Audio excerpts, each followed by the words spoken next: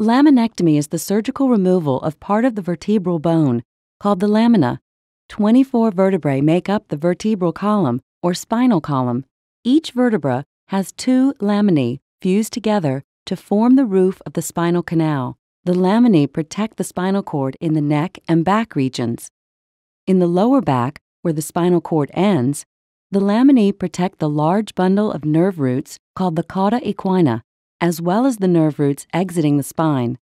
Nerve root compression can be caused by bony spurs from arthritis, a herniated disc compressing the nerve root, or less commonly, a bony tumor of the vertebra.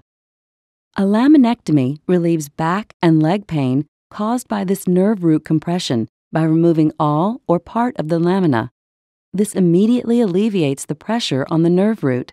If a herniated disc is present, your doctor will often perform a discectomy, which directly removes the source of the compression. A laminectomy can be done on a vertebrae in the lower back, called the lumbar vertebrae, or those in the neck region, called cervical vertebrae. Microlaminectomy and microdiscectomy are procedures performed with the aid of a microscope. When you arrive at the hospital, an intravenous line will be started, and a catheter may be placed in your bladder to drain your urine. Just before surgery, you will be given either general or spinal anesthesia. Spinal anesthesia is injected into a sac that surrounds your spinal cord and numbs the area where the doctor will be working. With spinal anesthesia, you will be awake during the procedure, but you will have no feeling in the lower half of your body.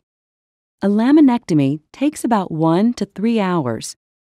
You will lie on your stomach or on your side for the duration of the procedure.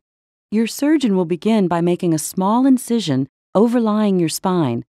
Retractors are used to pull fat and muscles away from the lamina.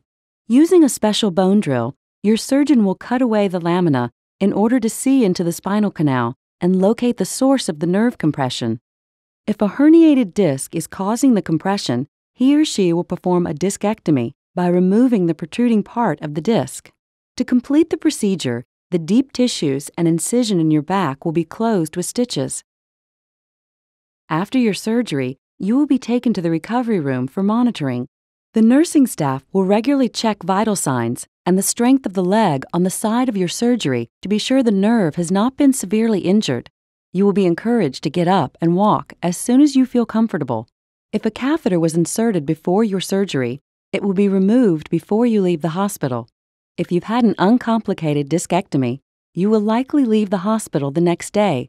Laminectomies performed for other reasons may require longer hospital stays.